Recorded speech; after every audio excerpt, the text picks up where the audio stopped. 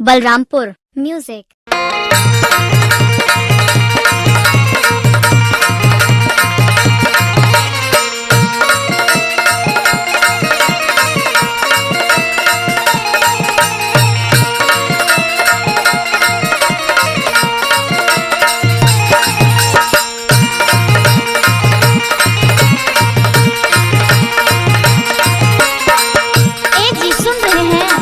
का हो का कहत ताड़ो?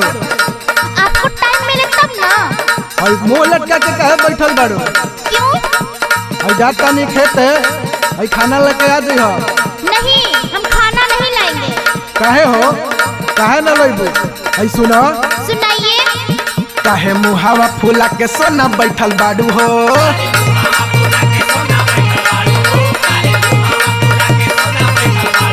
काहे मुहावा फूला के सोना बैठल बाड़ू हो? कौन बात है कि नहीं बता बताड़ू हो?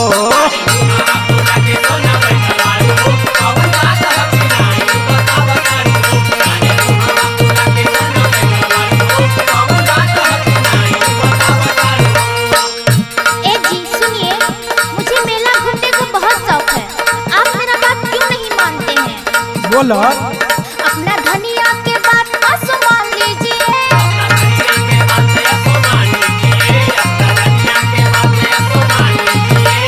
सुनिए, अपना धनिया के बात आसो मान लीजिए। ताता पानी के मेला घुमा दीजिए।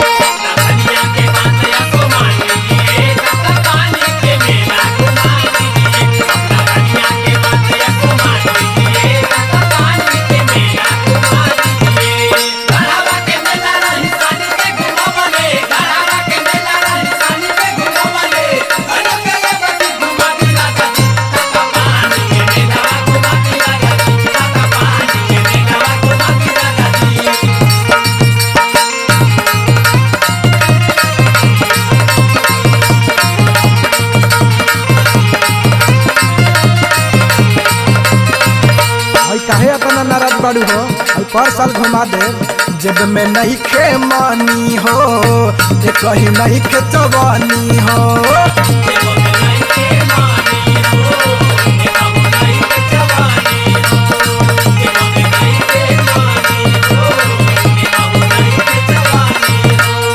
हम आपका बहाना अब नहीं सुनेंगे।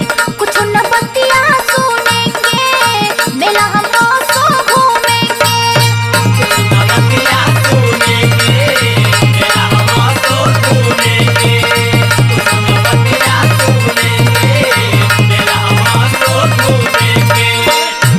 समझ गए कि नहीं? लगल मनवा के ललसा पुरा दीजिए।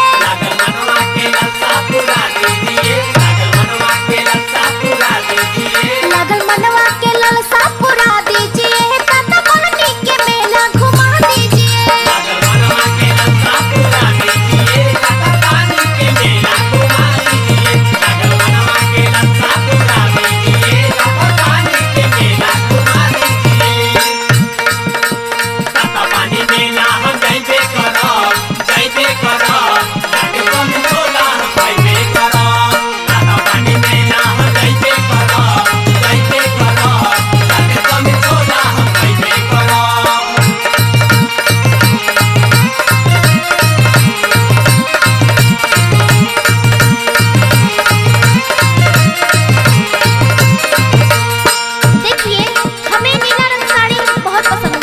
तो हम पैसा कहाँ से लाए? तनी तू ही बोलो। दीपक से कर्जा ले लीजिए। नीला रंग साड़ियाँ कीन दीजिए।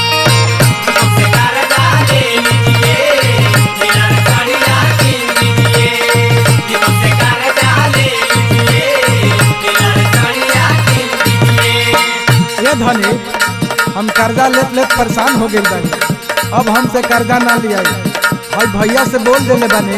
भाई सुनो, कहले बारे सतीश भैया हो, उहे भेजी है रुपैया हो।